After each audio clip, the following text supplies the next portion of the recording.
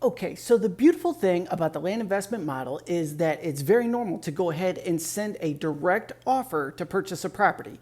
Now, in the residential game of real estate, many people will send out a, hey, I'm interested in purchasing your property, give me a call, or violation notice, give me a call, anything to get the person on the phone. Then you start haggling back and forth, and it becomes this long process of 7 to 10 touch points before you actually get a conversion, if you're going to get that conversion. With land, it's very normal to just say, I'm going to pay you $500 for your property. You send out 1,000 offers at $500 and you see who responds. But by doing this, you could ruffle a lot of feathers and you're going to get a whole lot of angry responses. So a question comes up is, should you even bother contacting people that are irate and angry on the phone with you right off the bat? Now, my answer to that is absolutely not. Do not waste your time. You've obviously poked somebody on a very emotional, rough day. And even if you're great, like me, at diffusing a bad situation, it's still not worth your time to put into it, at least in that moment.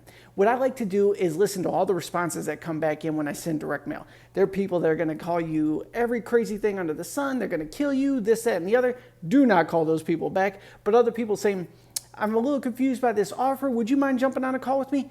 Absolutely jump on the call with those individuals. And when they're confused, they mean, this is one low offer. Where are you coming up with this? And when I call people back, say, hey, I realize you got one of our offers. If you think it's a little bit low, I didn't mean any disrespect by that. Basically, I'm targeting individuals that own property in this specific area and just looking for the ones that are highly motivated to unload it. So if I say any form of disrespect to you by sending you that wasn't my intention. It's just a wide net that I send out there, and ones that are interested in selling, that's who I go ahead and cash them out. Now, typically when you present it along those lines, they'll say, well, I am interested in selling, but I absolutely cannot sell for that price.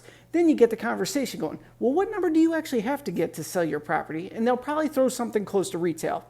And you just explain to them, you know what, at this time I cannot pay those prices, but let me do a little research. I'll circle back in a few weeks, and if we could come up on our offer, see if we can meet in the middle. Is it cool if I reach back out to you? And most of the time they're going to say, yeah, as long as everybody's cool and having a friendly conversation, no big deal. So you want to go ahead and keep the communication open on deals that people seem to be open to wanting to sell, just not for your price. Now, obviously, when we send out those lowball offers, we just want those signed contracts to come back. Yes, take it off my plate. I am so tired of the taxes or tax bill coming in every month. I just want to unload this. You could have it for that. Or they'll, scribble it out and say, I will sell for this dollar amount, which is real close to your offer.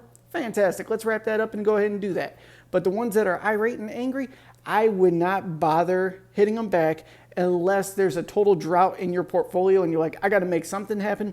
Even then, go ahead and give them 2 weeks. Let them cool down. Then send a follow-up letter to them, maybe at a higher price point, or say, hey, let's jump on a call. If you're interested in selling, let's just discuss what you would be open to selling it for. And maybe they've diffused and calmed down at that point, and you could have an open conversation to see if you could purchase the deal from them. So the purpose of this video was to say, do not pick up the phone when crazy people are calling you, because they are going to unload on you, and you don't want that stress either. Focus on people that are open to selling, and then obviously the highly motivated sellers. And worst case scenario, when you have no inventory and things aren't converting because we're in a hot market, then go ahead and circle back to those individuals that may have been crazy. Send them another letter, see if they've calmed down, and if you can get that deal to the finish line.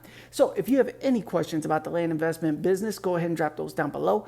Be sure to check all the resources in the description down below, as it can help you expand upon your land investment business. Thank you so much for tuning in. I'll see you in the next video.